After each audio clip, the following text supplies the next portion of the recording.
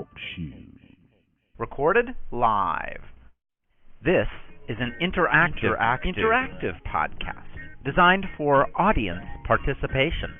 Come talk, text chat, or listen live at TalkShoe.com. Well, good afternoon, everyone, and welcome to another edition of Connor's Corner. We are grateful today to have our friend Lee Carroll, a very interesting man with a very interesting background, and we will be covering a lot of different topics over the next 60 minutes with our friend Lee. Lee, welcome to Connor's Corner and Talk Show. I appreciate you making time to visit with us today. How are you? We're on Connor's Corner? We are. This must be a mistake. I thought I was doing Mary Kay Cosmetics today. It's on the corner of Connor's Corner and Kryon Street. Well, I'm just being silly, and I'm very appreciative of being with you, Mike. Thank you. Well, thank you. Where are you calling in from today? Are you at home in the San Diego area? That's exactly where I am, at home in the San Diego area, my favorite place to be, and this one of the sweetest spots on the planet. Of course, I am biased because I was born here, but we have never seen snow, and let's keep it that way. Is that right? Well, as I understand it, you've had to cancel a couple of seminars recently as a result of what's going on in Colorado and other places. Indeed, the weather is changing greatly, and that's part of what we had talked about 18 years ago. And this was the first time I had ever had to cancel anything because of weather. And interestingly enough, I'm told by my hosts, we just picked up about 30 more people because of it. In other words, there was more news generated by my cancellation than by my coming, and people found out about it. Yeah. Well, that is amazing. That is amazing.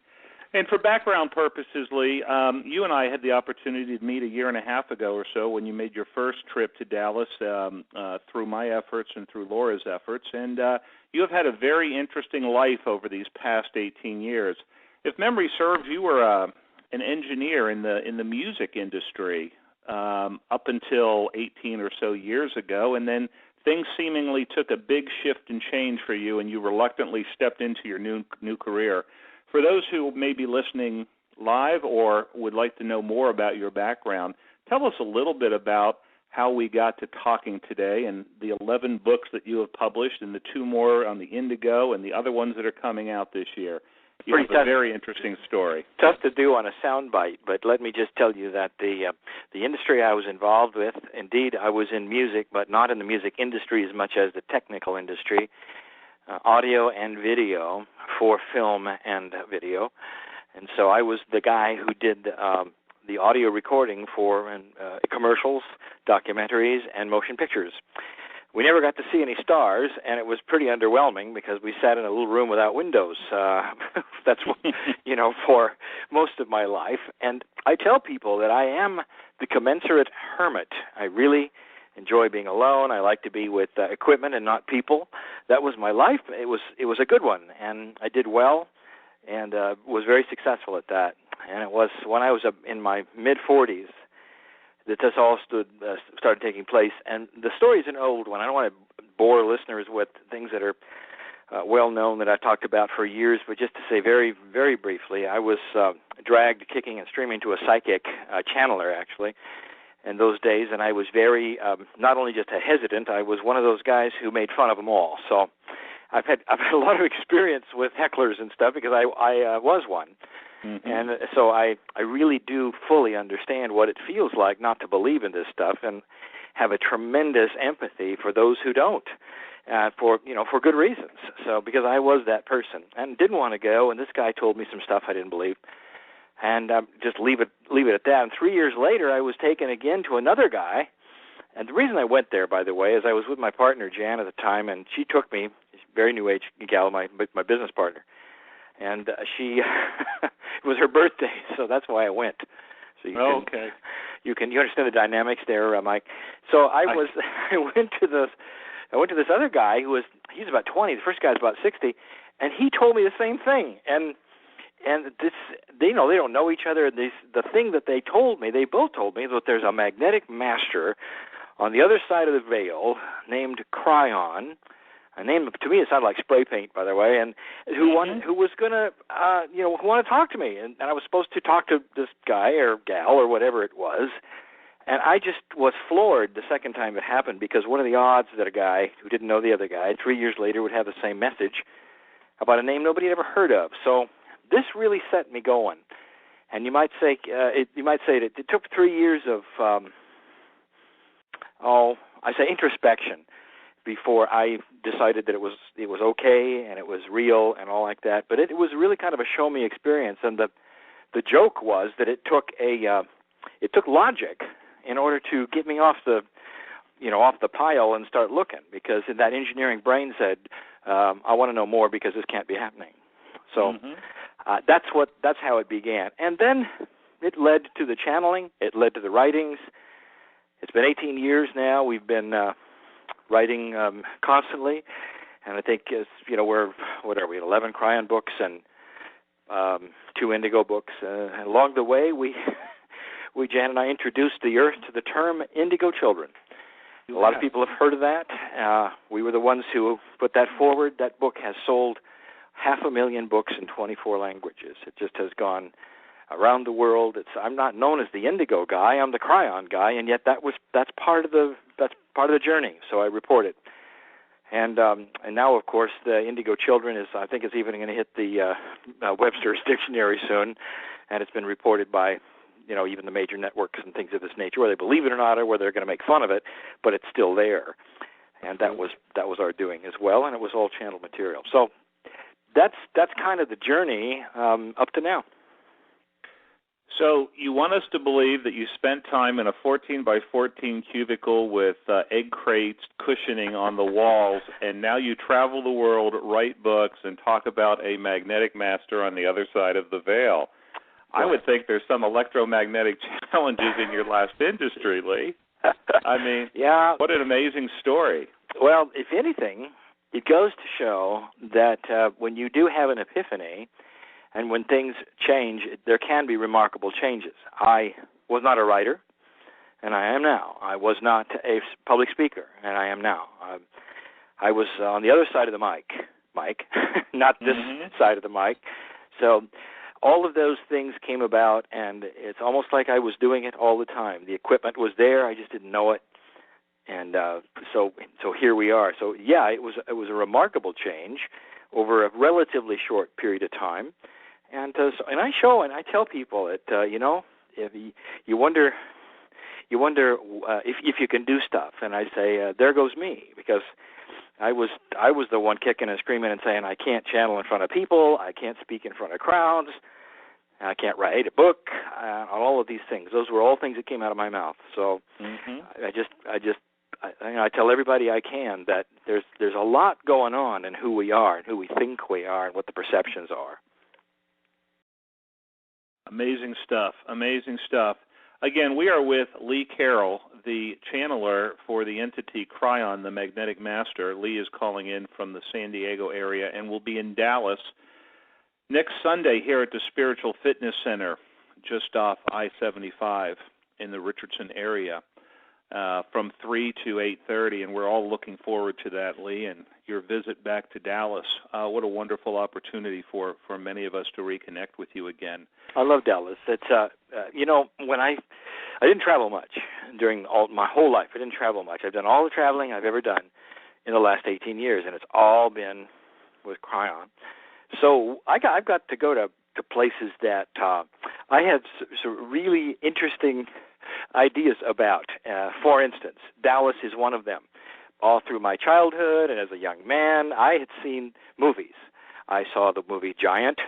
I saw some of the others, and I knew where I was going. I was going to a place where there were just tumbleweeds, called Dallas.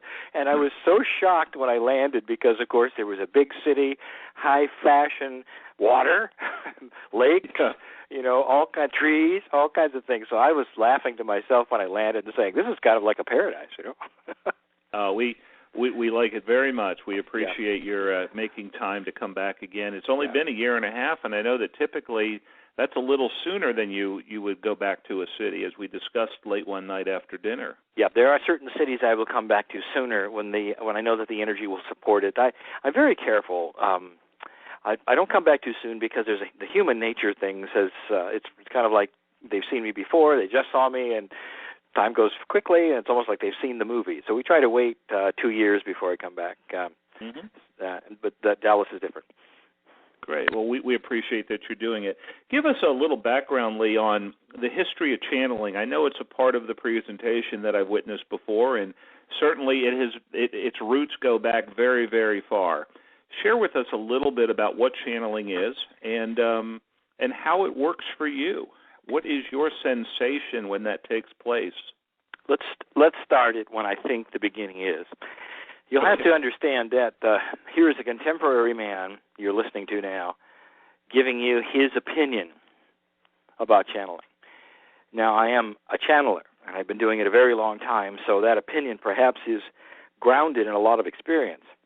But I have also been given intuition about what it's all about. If you're listening, for instance, to this particular program, maybe as an archive right now, and you are not familiar with channeling and you have an idea of what it might be, let me give you an update of what to maybe change the perception. I would say almost all of us believe in God, whatever that means to you. According to Time magazine, 85% of the world does, and the rest of them are on the edge of believing it. So it is something intuitive that we all share. Most of us don't believe in channeling, and we know that. We're in some people call me not a niche market, but a lunatic fringe market.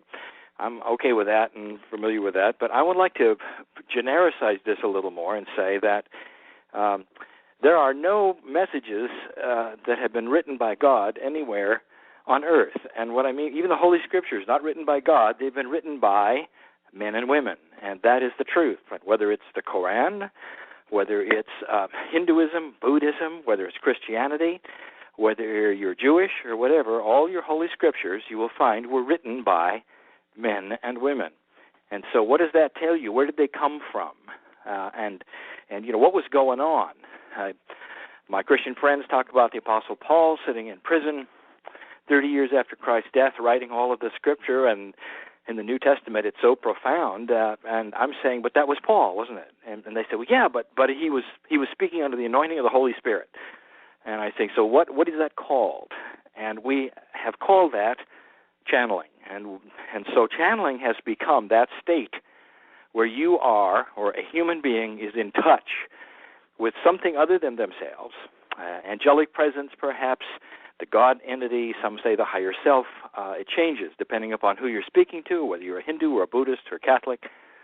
Even the Pope channels. And I would like to tell you that there's a chair in the Vatican called the Chair of St. Peter. And when the Pope sits in it, a Latin phrase takes place called ex cathedra, which means in a chair. And that means that everything he says is infallible. So even he has a place where he sits, connects, and speaks.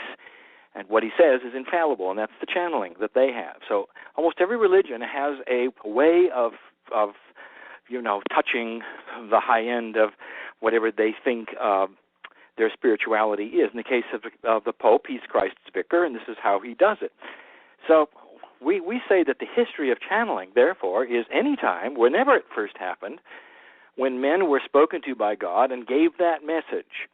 And so this is the difference between then and now, and the Apostle Paul, for instance, and myself, is that we're looking now at different kinds of energy where we are all encouraged to get these messages through our higher selves. And we're not necessarily writing the Bible, but we may be writing our own Bible. We may be writing things for our own selves and our own lives, answering the questions that only we can ask for ourselves. What will I do? What's correct? What's incorrect?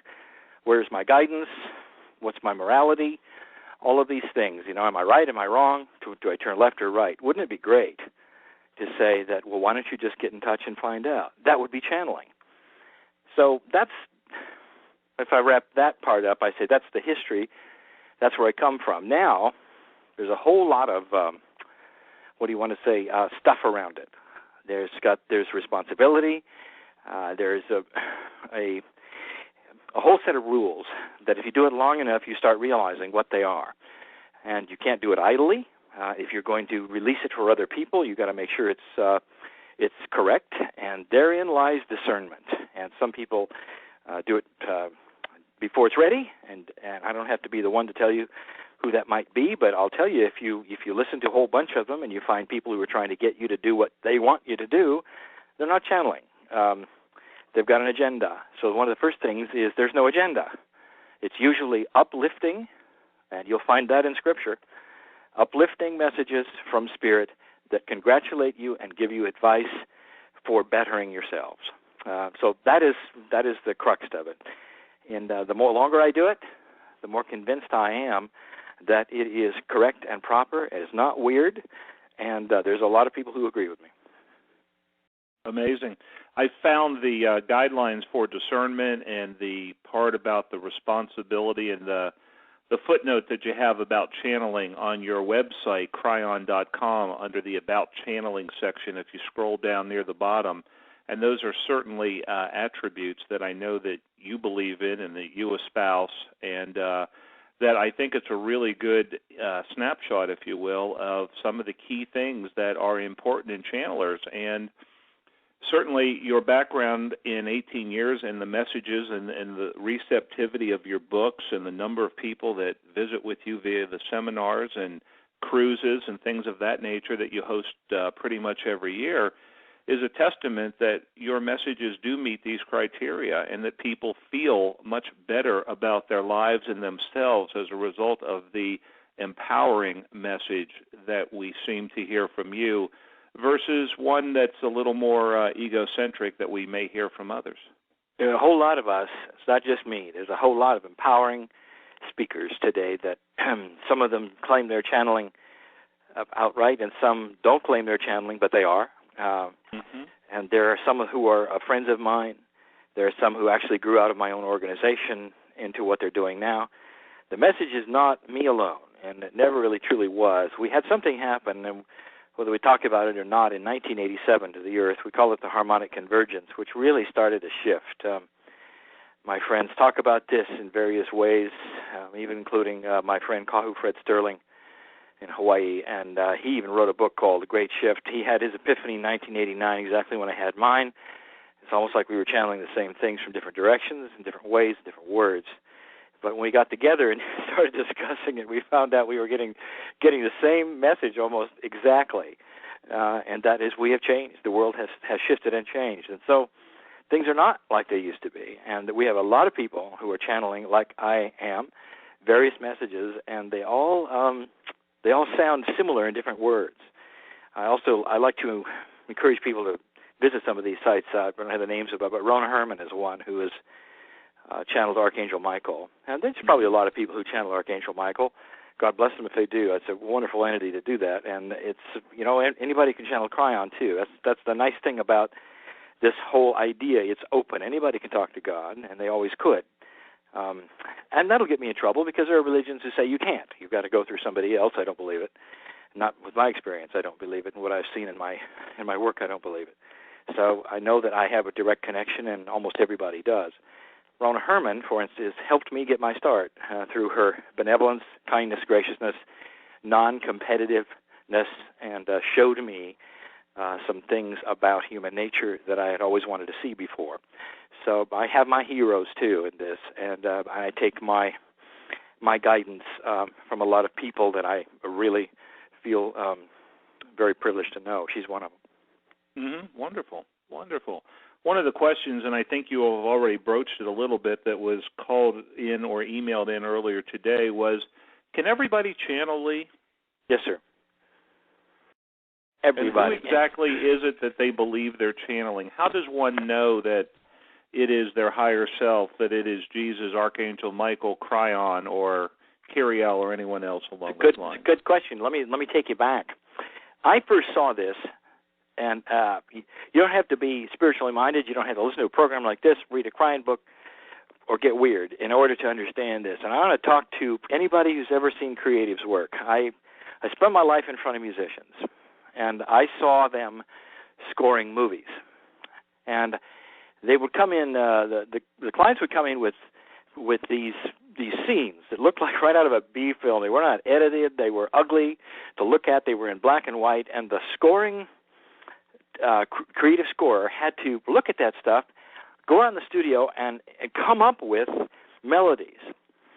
And what I saw was just astonishing. Now, let me just paint this picture for a minute, because it may seem like I'm not really answering the question. But here you got grown men in the studio. None of them are talking about channeling. None of them are talking about Kryon. Nothing religious. We're doing our jobs, okay? And so out goes the scorer goes out there, comes back a little later, starts playing on the piano, and pretty soon out develops a melody. And some of these melodies you hear in these films that to this day will go down in history as some of the greatest love themes that you've ever heard, have come out of somebody's head instantly at the time that they needed it. And they said, I can remember these guys, and sometimes we'd all well up with tears when we'd hear these things. And we'd say, where did this come from? Surely you had this in the back closet or something. And they'd say, no, I didn't. I don't know where it came from. But there it is. This is channeling. This is channeling. The same thing happened in Michelangelo's brush. He had talent, but look at what he did. So what I'm telling you is that the creativeness comes from inside. Now, what is that, and how is it manifested, and how can you touch it? Those are the questions I think you're asking. Yes. And it first starts with you understanding that don't give it a name. It's you. It's the piece of God in you. Everybody has to give it a name because we're in 3D, right? So sure. We call it the higher self. Christians call it the Holy Spirit. Everybody's got a name for it because everybody's aware of it. So you get in touch with that. That's the veil. And then coming through that is all of this power, a source of knowledge, talent, music, art, all of these things come sailing through. And then you can, you want to start identifying who is touching you. In my case, I knew it was Kryon because this was a message. Many people don't channel in entities at all. They channel what I would call what my friend Steve Rother did for years. He channeled the group. And we'd say, well, who is it? You got to give it a name. And he said, there's no name. He says he didn't want to use the word collective because that was like Star Trek's Borg. If you're a science fiction guy, you know what I'm talking about. But it truly is a collective. When you go to the other side of the veil, you're not going to be, they're not lined up with bodies and angels don't have skin and wings like we paint them. It is an energy that you're tapping, which is all together. And so it's tough to discern who it might be. But many people know who it is because that energy steps forward. I'm my Archangel, I'm Kryon, I'm Jesus. But most of the time, you have a situation where people are channeling simply their higher selves. And that's the same source. It just doesn't have a fancy name that sounds like spray paint. Gotcha. And it's probably messages for that individual and perhaps not necessarily messages for the world. That's correct. And sometimes even the channeler I went to for the very first time, he was one who channeled his higher self, but his messages were profound for everyone through his higher self. I think it was, I think the name was Adama or Adamus or something of that nature, not to be confused with the Lemurian lady, but who some of you know. But I remember that very vividly. I was wondering who that was, and that turned out to be his higher self. And the information was good. Wonderful. Amazing. Again, we're talking with Lee Carroll, one of the channelers for the entity Kryon. Lee's calling us from the San Diego area. And Lee, you're heading to Denver. Is it next week if the weather cooperates? Actually, I'm going tomorrow morning. Tomorrow morning? Okay. I understand the weather is cooperating. And it is cooperating. Glory be. And the gods of snow have visited and done their thing, and now it's smelting, and that's a good thing. They have cleared a path for you. And the planes can land, and that's all I care about. Is I want to get there. Yeah. I understand. How wonderful.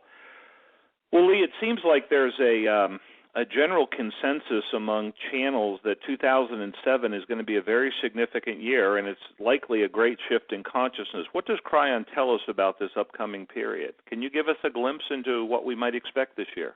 There's a whole lot of information going on, specifically even about some dates, I think some September dates and things of this nature that I've heard. Kryon has not pegged any specific day or month or even the year of 2007, but he's always told us that there is power in numerology. And and now I'm going to lose a lot of people because I used to really poo-poo the whole idea of astrology, numerology, all of these things that, I thought they were occult.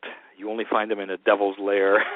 So come to find out they are some of the oldest sciences on the planet. They're sciences of energy.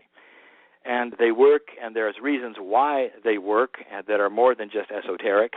And I'm not going to get into that, but I've seen it with my own eyes many, many times. They're great tools. So numerology, and numerologically speaking, 2007 is a 9. 9 in numerological terms means completion. As we move toward another year called 2012, we are looking at trying to complete some of the old energy puzzles that we have been working on since 1989, when the harmonic convergence happened.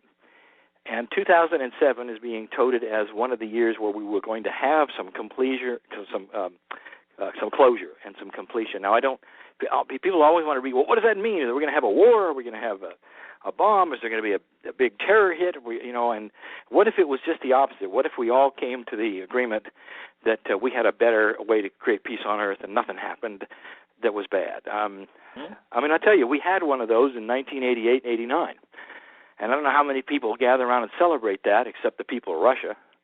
And that's when the great evil empire itself fell over. It just fell over. I was a kid for 50 years as a kid, half a century.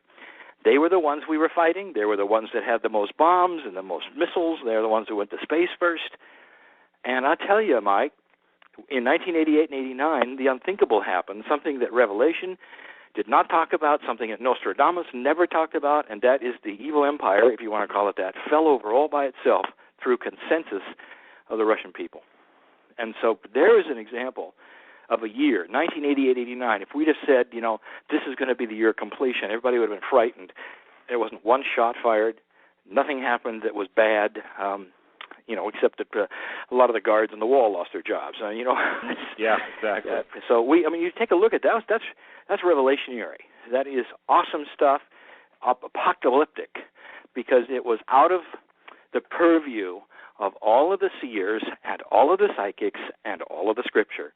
It just happened, seemingly, and it shocked us, and we had peace on earth suddenly. And, of course, what we've done with it is another story, but there it was, a wonderful opportunity, and I can't how I feel about these things because nobody even marked it in the calendar.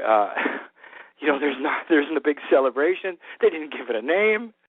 Had there been a bomb dropped and 1 million people dead, that would have got a memorial, and we'd be honoring it still to this day. Yeah, as the end. But grieving. Yeah. But here is it's out of the paradigm of what we expect, and I'm telling you that these things are possible.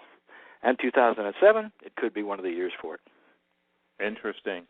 I wonder, Lee, when you go from city to city, continent to continent, and you sit down in front of whether it's 50 people or 5,000 people, as you've done in many auditoriums around the world, when it is that you get a sense of what you're about to talk about, I would think there's got to be some great degree of apprehension about sitting there in a chair in front of all these people and not having the spigot flow and not having the energy packets come down through you.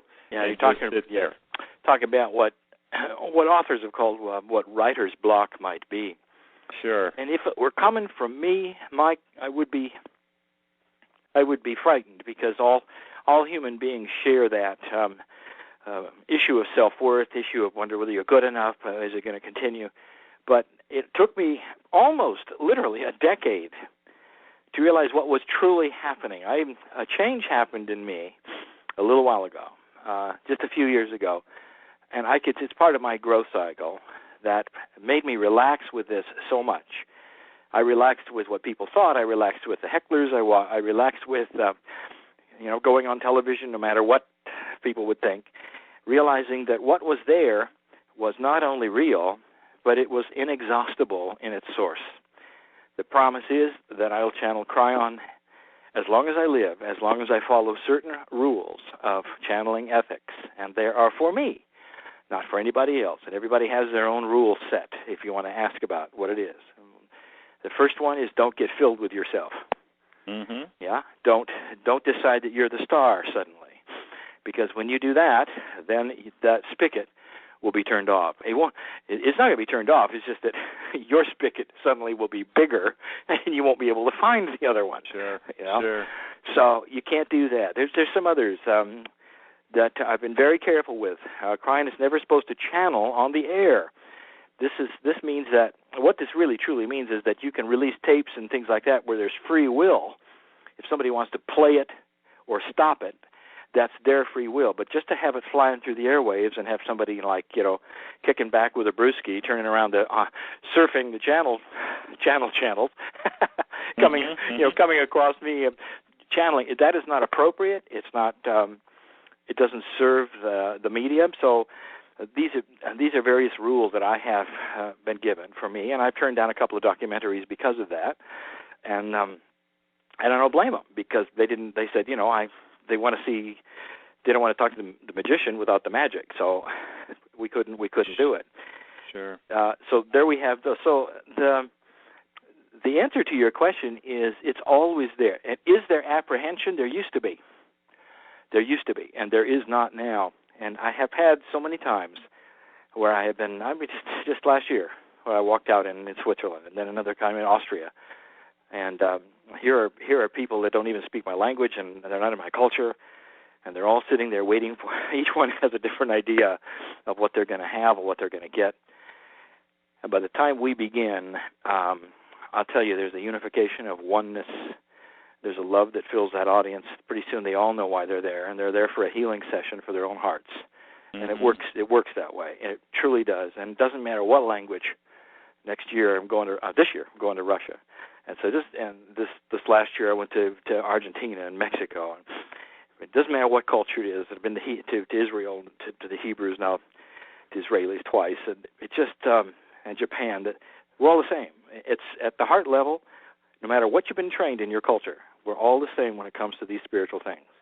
Mm-hmm. So, and I'm just probably getting off of your question, but it's there used to be apprehensive, and now there's not. It always flows. It always flows. I appreciate the honesty and the depth of your answer, because that is what's really important.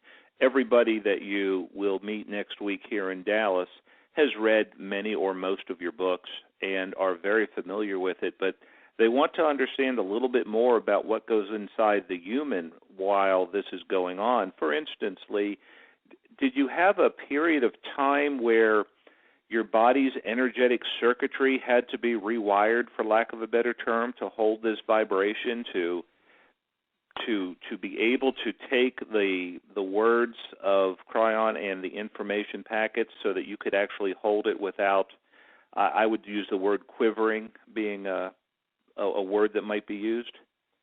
Did you have any physical aspect changes? When I first began, for instance, and this is a growth cycle for Lee Carroll, I could not speak it.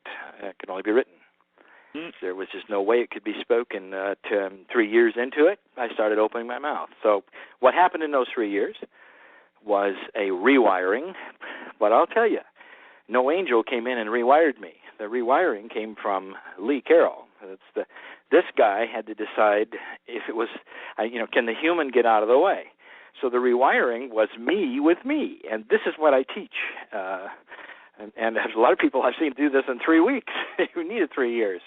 So this is my obstinance and stubbornness and my perception of growing up and what I thought was real and what was not real and what I was told in my scientific mind that kept me from going all the way until it was ready. So yeah, there is definitely that growth time. And if I had started channeling verbally and opening my mouth, I might have gone into that place that you say where it would have been too scary, where there would have been quivery, too much energy too fast. Mm-hmm, but sure. I was fortunate to have this kind of a mind that would never allow me to go faster than I was supposed to go. And when it came time to do the things I was supposed to do, even then I wasn't truly ready, but I was put in a place where Kryon would say, do it. And I would say, I'm going to need help. And he'd say, I always, I have to tell you, And I don't hear voices.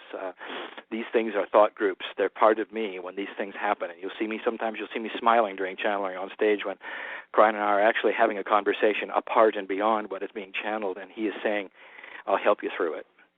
And there's no greater feeling than having an angel take your hand. I'll bet. And that is what goes on when I'm in front of thousands of people and I'm sitting down saying, I have the foggiest idea what I'm going to say. You know, and when we begin, out will come not only just, you know, lovely things, as it always does, but there'll be like a six-pointed plan. There'll be 8 subjects. There'll be a lecture with structure. It's if you go back and start looking at the many things that Kryon does, he normally puts it into a structure, like a teacher would. And these things are not known to me in advance, and they come through in that fashion. And then when you see me, when it's all over, you'll see me really smiling greatness. That's the feeling of, we did it again, it worked again. Amazing. Lee. Again, for those of you who are just joining us right now, you're on Connor's Corner on TalkShoe. And we have as a guest today Lee Carroll, the channeler for the entity Kryon. Lee will be joining us in Dallas on Sunday, January 14th at the Spiritual Fitness Center from 3 to 8:30. And if anybody is interested, having heard this little session with Lee so far, please email us at cryondallas@yahoo.com for more information, or go to the cryon.com website and look for the seminar and the workshop section, and you'll find us here in Dallas. And please get in touch with us right away so that we can save a spot in the room for you all to experience the energetic field that Lee is articulating for us so beautifully right now. I want to talk to your listeners for a moment, those who might be listening live and those who might be listening to the archives in the next week and months. There's something really, truly phenomenal happening right here, right as you listen. And you may not mark that as something amazing, but you'll notice there are no commercials here. This is free. And the resources that went into this have to be paid somehow, but it isn't by listening to commercials in between the breaks. There aren't any. Those of us who are authors go on radio shows often, and when we go on them, quite often there'll be an hour show, and literally we will only speak 20 minutes. And the rest of it is interruptions and commercials. That isn't happening today just because of this venue and the kind of technology that we're looking at and different ways of these people making their money. So here you are, and you get a whole hour, and it's a whole real hour. That's very, very unusual. Oh, wonderful. Thank you for those kind words, Lee. You have spent time not only crisscrossing the world, but you have actually channeled a number of times in front of ambassadors at the United Nations. Can you give our listeners an idea of what it is like to have a channeler at the United Nations? Not once, not twice, not 3 times, but I think you've been there 4 times, and they keep asking you back. Yeah, I think we're about ready to do our 5th or 6th time, and let me just give you a perspective. Yeah, there's a difference. It's the only time I ever wear a tie. Well, I take that back. I also wear a tie in Japan, so I'm very culturally appropriate. Wonderful. Because the man on the street's wearing a tie, I should also on stage. But the whole atmosphere is different. But let me set the stage. The United Nations has what they call a social club. There's many of them. There's probably 60 or 70 social clubs that are clubs that the nationalities usually have of their own.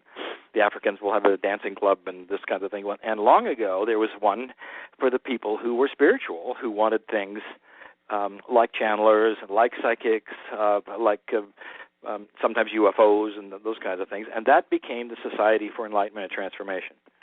And it is a chartered member of the UN. So it belongs to the UN. Only employees and delegates can go, and members of the club. You can join the club if you want to, and you don't have to be part of the UN. But if you live in New York and want to pay the membership due. But it's a closed group, and it's we have channeled in committee rooms, the Dag Hammarskjöld Auditorium. So it's inside the secured areas where only the delegates and the employees can go. And it'll be a short one. It's like an hour, and it's or maybe an hour and a half. It's supposed to be what they do, on their lunch break. And as I say, we've done it 4 or 5 times. And I'll just give you, just since you ask and you want some personal information and stuff that perhaps so few have heard before. There was my first time I remember. It was my first time to New York City, and you talk about perceptions. I was not ready for New York City. I thought that's where everybody gets mugged. I'm from San Diego. It's not a big city. Sure. And so here we were in New York, and first thing that happened is I felt great. I realize now that New York is a place that really agrees with me. The city does, and it's not a place I think I would like to live. I love San Diego where I am, but I have no trouble going there. I fit right in, and I like the energy there. So I was bowled over by that revelation. But then when I went to the UN, I didn't know who was going to be there, and I was puzzled and a little bit fearful. And these are the early days also. And I don't mind telling you that this guy has his issues too, and one of them was, am I good enough, and what do they say? There was this one guy in a gray suit with big bushy eyebrows. I watched him the whole time. We did our thing, we meditated, we channeled the whole thing, and my brain was saying, this was back in my first time being there. What was it, 91, I think. Anyway, I thought, he's a Russian. So here we are with another perception of what Russians must be like, and especially if he was a delegate and USSR and all the other things that we had been trained and perceived all these years. And so we finished, and much to my shock and a little bit of my horror, he stayed. He wanted to stay in line. And I thought, well, oh no, he's staying. The Russian is in line, So here he was, everybody shaking my hand, and they have to get back to their meetings and stuff. And sure enough, he was a delegate. It's right on his chest, this delegate. And I looked at it and I gasped, and I hope he didn't hear me because it said Russia. I was right. Uh-huh. Russia. He was from Russia. And he looks at me, I look at him, tears well up in his eyes, and he hugs me and he says, "We need you here." And I about melted. How about I tell you this because you make judgments, you make up your mind beforehand. Here was a guy who was so ready for this message, and he was a light worker. He was a delegate from Russia, and I had sized him up and decided he was somebody else, in my mind. Mm-hmm. And he made me feel so small that day. I'll just never forget that. So there's a lot of these kinds of experiences, and it doesn't get old. When you get into that building, and a lot of people want to relegate it to uselessness. A lot of people say nothing happens there, and they don't know the majority of what happens at the UN. It's about children's issues. It's about disease. It's about clean water. There's just a whole bunch more than the Security Council that you see doing very little. Certainly. Lee, we have a lot of people who have called or emailed me in the last couple of days since we announced that we were going to have this chat with you today. Some are interested in changing careers. Some are interested in, is being a medical doctor appropriate for me versus a light worker versus an energy medicine kind of profession? Wow. How can I make a transition into that? We have all sorts of things going on, not only in this country but around the world, relative to the indigo children and what they are and how they're acting. And you and I had a chat probably 6-8 months ago regarding one of the indigo movies that was coming out, and we had some interesting chat about that as well. Can you give some insight to your perception of what it's like for people in the process of changing careers and challenges in different areas, especially with family? Two big issues, two big questions I want to think about. We'll do the first one. Okay. And that is about the changes. If you are out there and you're thinking about, suddenly it's come up and it's not really a midlife crisis at all. It's not the right age for you to be thinking about this, but suddenly you're saying, am I doing the right thing? Should I stay doing this? And you've been through, let's take the medical doctor, for instance, because that's probably the most profound. You've gone through a decade of training in order to get you where you are, in order to earn the living that you're living or that you wanted to have. And that's a focus that has always been there. Suddenly you're saying, well, shall I change professions, being a holistic worker or something else like that. If you're that person or somebody like that person, I'll tell you, you are among hundreds who are looking at the same thing, including MDs. I had one of our hosts in Ottawa, named John, MD, made that exact decision, retrained in a whole other way in holistic medicine, hanging out a whole different kind of healing shingle today than he did before. And when you talk to John, people want to say, well, how does it feel, to not be an MD anymore? And the answer is he's still an MD. He's used everything he knows and was trained for, and then graduated to something that he feels helps people even more, but still uses all the knowledge that he was trained in. So it's not about shifting gears or changing and throwing away anything. It's about enhancing and going to the next level. As far as if you should do it or if you shouldn't, those of course are the big questions. The very fact that you're thinking about it ought to tell you that it's a potential you ought to be considering. And then the big answer is timing. Is when is right, and I caution everybody to say it's don't step off the cliff too fast, because in your perception of spiritual things, it looks like God says now, and really God's now is like what Sure. What is like God made the earth in 7 days, so that's the now I'm speaking about. It may not be the instantness of it, and it may take a few years, but definitely is worth thinking about and moving toward. Mm-hmm. Yeah. Great. And thank you for your insights on that. And for relative to the Indigo Children and the work that you have done there and the new book that you've got coming out in the not-too-distant future, I guess it'll be your third Indigo book. Is that right? Yes, sir. How do you expect this book to affect the planet? Well, it's unfortunately that we have to write a book. Maybe fortunate or unfortunate, I don't know. But what has happened with the Indigo Children, and I'll just be very honest and candid, has disappointed me, is that it's become a fad word and misunderstood. And for the sake of commerciality, it has been put forward.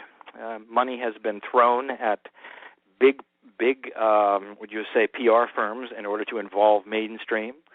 Whether it's the New York Times, whether it's USA Today, whether it's CNN, they have all done reports on it because this money has been thrown at them to do. That's the way it works, by the way. I'm sure most listeners know that, but these things don't just happen by themselves. There's a system involving money that is given to PR agents, and then that's why the stories occur. That's what drives the guests on the Tonight Show.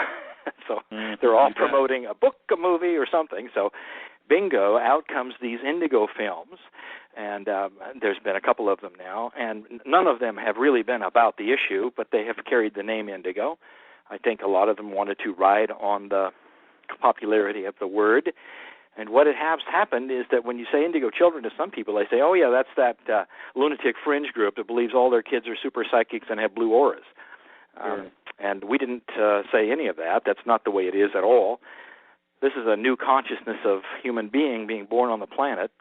That in its essence. That was the color was identified by a woman who had a brain disorder called synesthesia. She was not, New Age or psychic or anything. And she got to see energy, and that's very well documented. So really, it came from a science basis.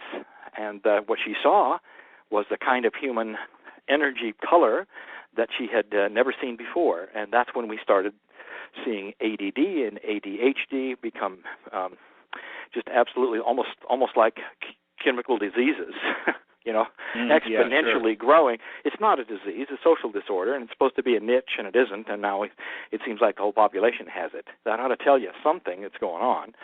So this book is going to I want to try to retrench and draw folks back into the center of what it is. And we're going to have to do that with by pulling on people who work with children, who work in the children industry, teachers who teach teachers, PhDs, daycare workers, sociologists who are going to come forward, and we got them, who are saying, yeah, it's real. Here's what you can do about it. Talking to parents.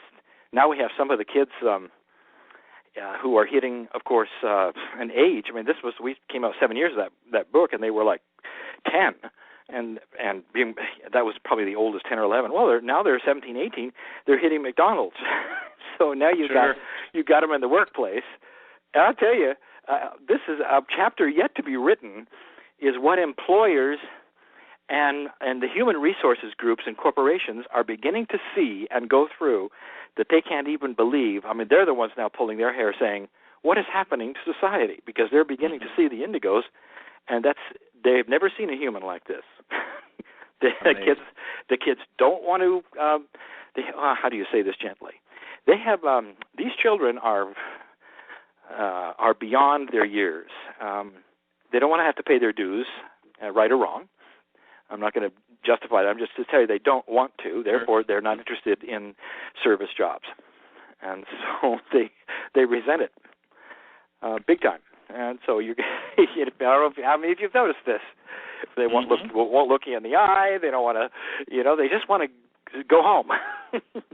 Yeah, play video games, right? Yeah. So, and it's it makes it sound like they're all bad kids. There's not. This is what happens when you have a different kind of countenance, intelligence in a body that's now being asked to do things that only the former generation.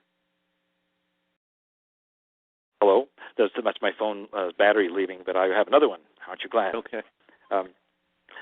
Anyway, what they formerly other generations have done, without even asking.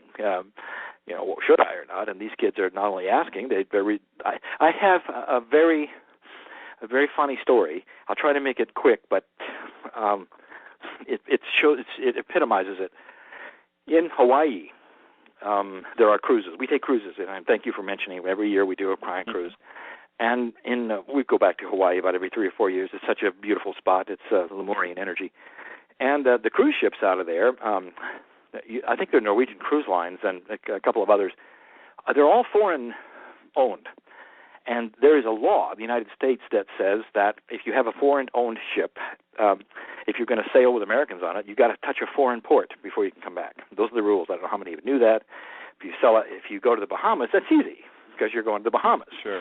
If you go to Alaska, that's easy because Canada's up there, and you touch Canada on the way. And so you've got but when Hawaii, what do you do about that? And the answer is, in the past they sailed 1,200 miles down to the Fanning Islands and back. It takes a day and a half to 2 days out of your trip just to fulfill the law. So they made an agreement with the state of Hawaii and the United States government that if they would hire only American crew, they wouldn't have to do that.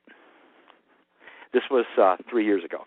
Uh-huh. And according to the travel agency's guides, the newspapers in the Honolulu Daily and all of these things, it was an absolute disaster that American kids had no concept of service. They didn't want to know. They didn't care to know.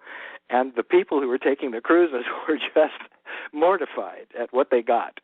Oh, my.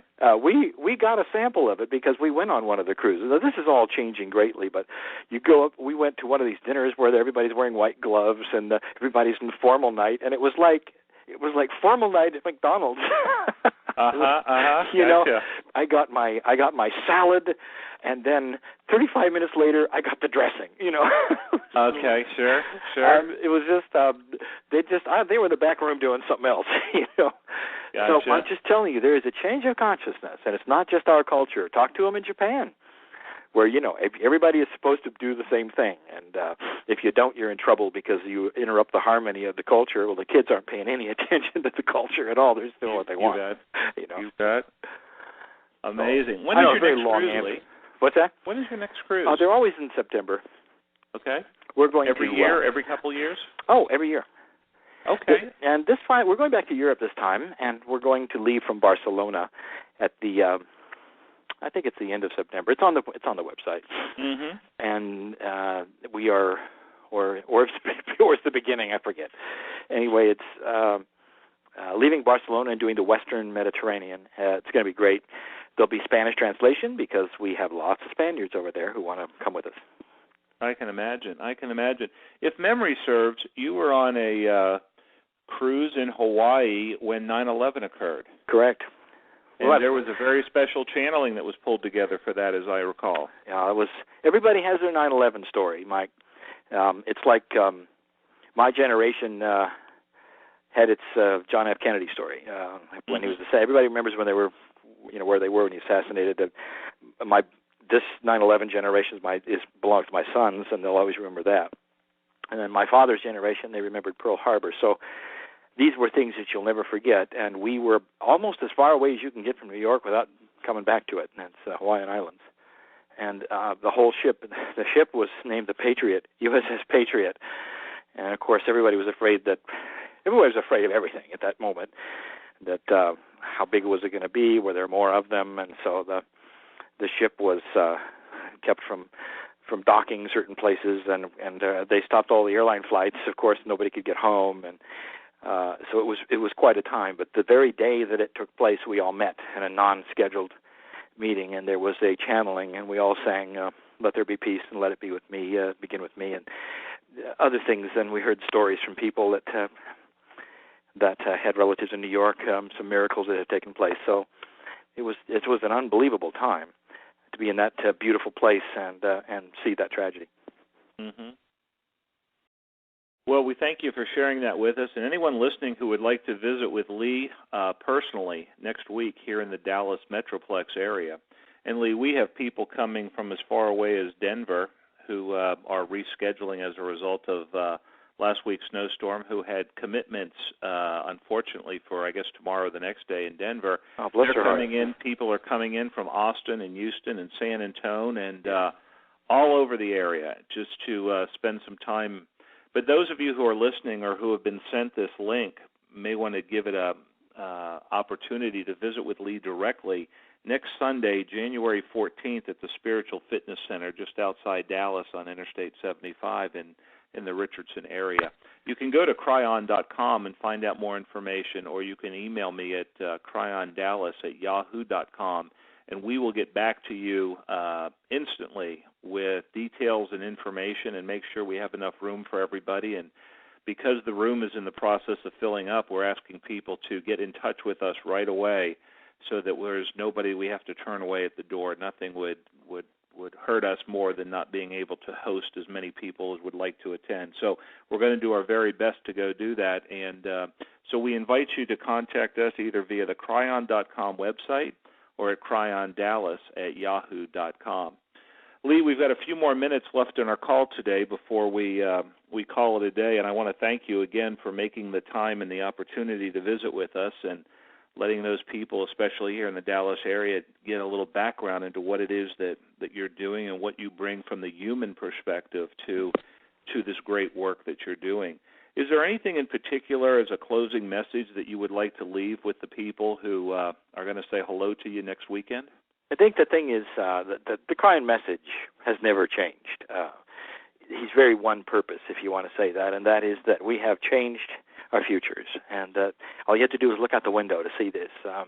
Whether it was unexpected countries and governments falling over, the unexpected wars that were unexpected, 9/11 that was unexpected. It doesn't. Things are not following what we were told would be, and prophecies are not happening. Nostradamus' quatrains are literally gone. Nothing seems to be germane anymore to the situations we're seeing. Some people are fearing it, and other people are starting to understand and realize we have changed the future. You want to know why and what's going on? There is a spiritual revolution going on where people are starting to take responsibility. There's a whole lot of things going on internally with people, changing jobs, as we've talked about, thinking about their lives. There is good news beyond the bad that you see on the news. There's a lot more good than there is bad. There is no good news channel yet. Maybe there will be someday. Maybe that's me. Mm-hmm. That's a joke. It's a good news channel.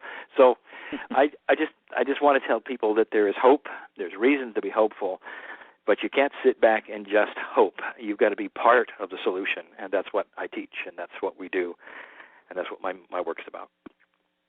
Lee, we are very anxious to see you again here in Dallas next Sunday, and we look forward very much to our opportunity to visit with you and see the new information that you are ready to share with us during your presentation, and then, of course, those 45 magical minutes at the very end where it all seems to come together in a way, shape, and form that none of us can predict right now.